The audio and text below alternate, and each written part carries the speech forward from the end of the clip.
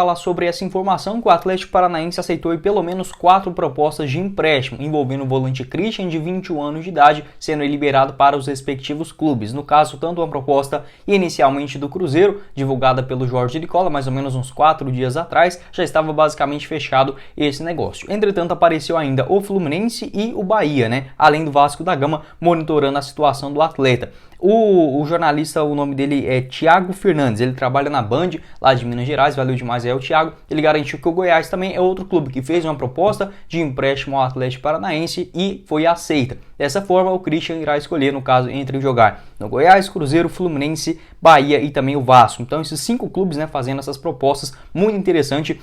no caso, essas escolhas, por parte do jogador, que por um determinado momento recebeu apenas esse convite do Cruzeiro, já estava basicamente tudo acertado, e agora para o Atlético Paranaense, se eu fosse o Atlético, eu cobraria, por exemplo, o valor mais alto,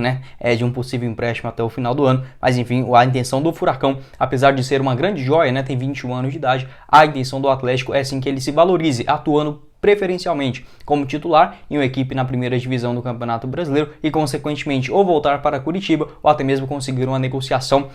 melhor financeiramente para o futebol europeu. O Atlético que recusou, para a gente ter uma ideia um pouco melhor, ao final da temporada de 2021, sendo basicamente o titular absoluto da posição, recusou uma proposta de 20 milhões de reais do Midland, a equipe da primeira divisão do futebol da Dinamarca. Naquele momento, o Atlético queria 10 milhões de euros, aproximadamente 55 milhões de reais. Dessa forma, ele acabou continuando para 2022. Infelizmente, aí teve uma grave lesão ainda no mês de julho, teve que passar por uma cirurgia séria, o que impossibilitou dele voltar no mesmo rendimento. Depois dessa cirurgia, ele retornou agora no finalzinho do ano, ainda no mês de outubro, em partidas contra a última dele foi em julho, no dia 2 de julho contra o Palmeiras, uma vitória sensacional do Atlético, fora de casa por 2-0. Ele retornou contra o Juventude no dia 1º de outubro, participou também contra o Fortaleza e diante o Internacional no dia 5 de novembro, a sua última atuação. Depois disso não entrou mais em campo. Então perdeu um pouco de espaço. O Atlético Paranaense nessa posição tem, por exemplo, o Fernandinho, o Alex Santana, Eric, Brian Garcia, Hugo Moura e também o Léo Cittadini para 2023. Então o Furacão com várias boas opções, e ficando aí livre, no caso o Christian, para buscar uma outra solução. Seu contrato por lá é longo, assim como o Lucas Alto, que foi repassado aqui pelo Goiás. Para o Goiás vai até dezembro de 2024, esse vínculo dele no Atlético, e é interessante também essa boa relação da diretoria do Goiás com o clube paranaense, já que, por exemplo, a gente imaginando empréstimos, tanto no caso do Edu, zagueirão ex-Cruzeiro também, que chega por empréstimo no Goiás nesse campeonato goiano, e o Lucas Alder, que teve o seu empréstimo renovado com o maior do Centro-Oeste também para 2023, e agora essa nova, dá para dizer que o Atlético aceitou, O Atlético aceitou sim esse empréstimo para o Goiás, vai agora da decisão do jogador. Hoje,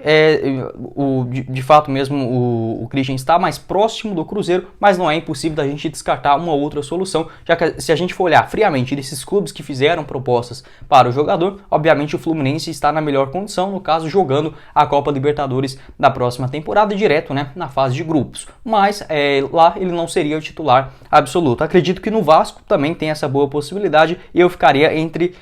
Goiás, Cruzeiro e Bahia. Goiás tem essa vantagem de, no caso, ter a Copa Sul-Americana para o ano que vem, e o Cruzeiro e o Bahia têm essa vantagem de retornar para a primeira divisão com uma SAF muito grande por trás, o Bahia com o Grupo City e o Ronaldo também por trás do Cruzeiro. Então são negociações complicadas, mas por que não, Não é impossível da gente imaginar. Já fico satisfeito só da diretoria ter esse peito, de encarar outros clubes grandes aí do futebol brasileiro, como Fluminense, Vasco, Cruzeiro, apresentar essa proposta para o Atlético Paranaense e agora ficando nas mãos do jogador. Em relação, por exemplo, ao seu estilo de jogo, é um volante que aparece muito dentro da grande área, finaliza muito bem, de longa distância, batendo de primeira na bola, sendo aquele elemento surpresa, e também em cabeceios, apesar de não ser um jogador muito alto, ele tem 1,76 m, destro, costuma atuar um pouco mais pelo lado esquerdo do campo, vira e mexe ele faz uns gols de cabeça também aparecendo de surpresa ali dentro da grande área, no meio dos dois zagueiros, e cabeceando, é muito bom jogador. Além disso, na saída de bola tem bons dribles curtos que limpa muito bem a jogada para tocar, por exemplo, para o Terans, que fez várias jogadas durante